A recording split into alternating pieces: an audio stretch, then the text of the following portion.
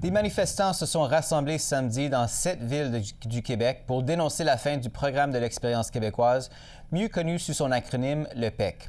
Ce programme permettait aux étudiants étrangers diplômés au Québec ainsi qu'aux travailleurs étrangers qui remplissent certains critères, dont une maîtrise suffisante du français, d'obtenir un certificat de sélection du Québec pour ensuite demander la résidence permanente au Canada. Suspendu depuis octobre 2025, le PEC a été aboli officiellement en novembre dernier et malgré les pressions, le gouvernement de la CAQ refuse de revenir sur sa décision, laissant plusieurs immigrants qui espéraient faire du Québec leur chez-soi dans l'incertitude. Pour en parler, je reçois Gérard Samet, avocat représentant un peu plus de 500 immigrants laissés orphelins par la fin du PEC. Monsieur Samet, bonsoir et merci beaucoup d'être avec nous. Bonsoir, monsieur. Alors, vous représentez, je le mentionnais, des centaines de personnes touchées par la fin de ce programme. Comment leur vie a-t-elle été bouleversée, chamboulée par cette décision? C'est très simple. Ce sont des personnes qui ont participé à des conférences de présentation, souvent de leur pays d'origine, que ce soit la France ou d'autres pays francophones, ou d'autres pays qui, comme le Brésil ou l'Amérique du Sud, aiment la langue française. Ce sont des gens qui ont entendu, comme vous l'avez très bien résumé, qu'il y avait un programme qui n'était pas discrétionnaire. Il suffisait de remplir des conditions bien précises et automatiquement, on avait quasiment le certificat de sélection du Québec, donc la résidence permanente du Canada. Et ces personnes y ont cru parce que c'était le gouvernement qui faisait de la promotion. Et elles sont venues, elles ont tout laissé, elles ont appris le français, elles sont venues travailler ici pendant 2 ans, ou alors c'était des étudiants étrangers qui sont venus. Et au bout de ces 2 ans, rien du tout. C'est-à-dire qu'on leur dit, non, malheureusement, le programme a changé et dans ces conditions, vous devez repartir. La question qui se pose est toute simple. Est-ce que lorsque la promotion a été faite, on leur a dit que c'était un programme gouvernemental qui pouvait changer?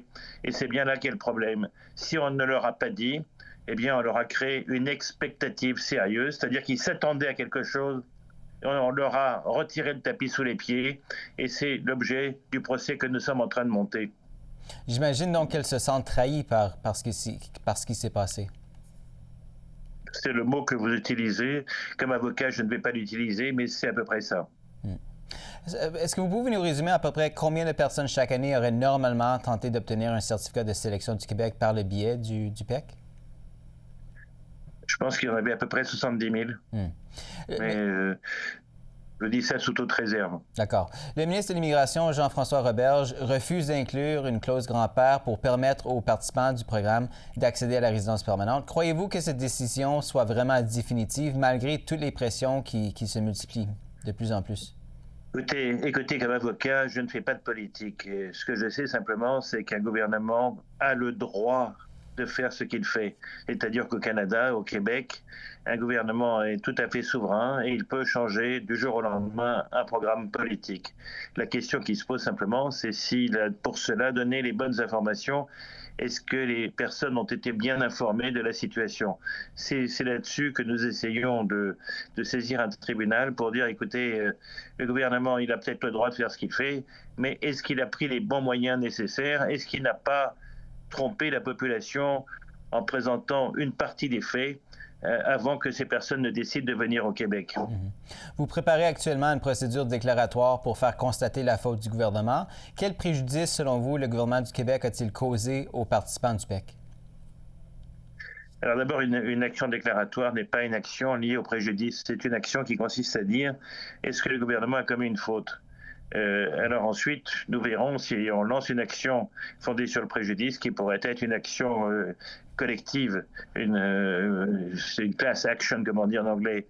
Pour l'instant, notre objectif, c'est de faire constater la situation, c'est de faire dire à un juge que le gouvernement a fauté, et à partir de là, peut-être qu'on arrivera à négocier quelque chose avec un gouvernement. Est-ce que vous cherchez à obtenir une forme d'indemnisation, par exemple? Écoutez, le but d'une action déclaratoire n'est pas d'obtenir une indemnisation, c'est d'obtenir la réalité du droit. Est-ce que, oui ou non, il y a eu une faute? Mais effectivement, si le gouvernement refuse tout dialogue, alors il y a des préjudices parce que les gens sont venus ici, ils ont tout lâché pour venir ici, leur vie a été quelque part interrompue, ils vivent dans l'angoisse, et s'il convient de demander une indemnisation, nous le ferons via l'objet d'une action collective qui sera fondée sur le jugement déclaratoire qui aura constaté la faute. D'accord. Le PEC a été remplacé par le programme de sélection des travailleurs qualifiés qui a été créé en juillet dernier. Dans quelle mesure est-ce que ce programme offre une alternative aux personnes que vous représentez? Écoutez, c'est un programme alternatif.